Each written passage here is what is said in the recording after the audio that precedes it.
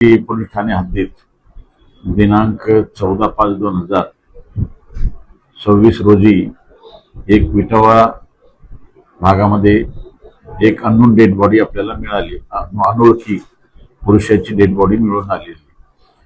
सदरच्या बॉडीची ओळख पटवण्यासाठी आपण भरपूर प्रयत्न केले, परंतु लवकर काही ओळख पटली नाही.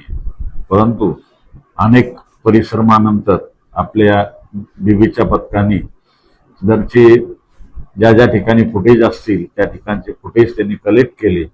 त्यानंतर फुटेजच्या अनुषंगाने ज्या मोटरसायकलवर जी त्या ठिकाणाहून किती दुपारची 12:30 ते 2च्या दरम्यानची घटना आहे, जेवढे त्या ठिकाणी गाड्या वगैरे गेल्या त्या सर्व चेक केल्या.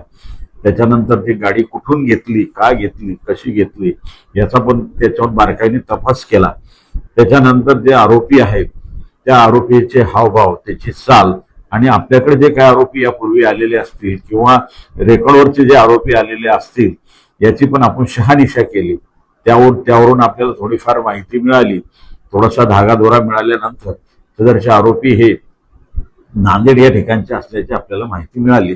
त्यावरून आपण आज 3 दिवसापूर्वी नांदेडला एक आपली डीबी पथकाची पूर्ण टीम त्या ठिकाणी पाठवली आणि त्या ठिकाणाहून आपण जवळपास 3 आरोपी ताब्यात घेतलेले. मैताची सुद्धा तोपर्यंत ओळख पटलेली नव्हती. आधी आरोपी ताब्यात घेतल्यानंतर आपल्याला मैताची ओळख पटली. मैताचं नाव आहे ओमप्रकाश चंद्रकांत सूर्यवंशी, वय 22 वर्ष. हा या आरोपी सोबतचाच एक मित्र आहे की त्यांच्या गँग म्हणला आहे.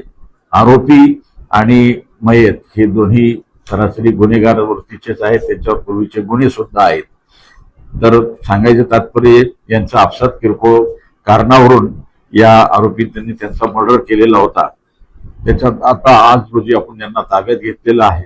याच्यातून अजून अधिक तपासानंतर काय काय आपल्याला निष्पन्न होईल ते त्यानंतर आपण आज रोजी पोलीस कस्टडी घेऊन पुढील तपास करण्याची तजवीज ठेवलेली.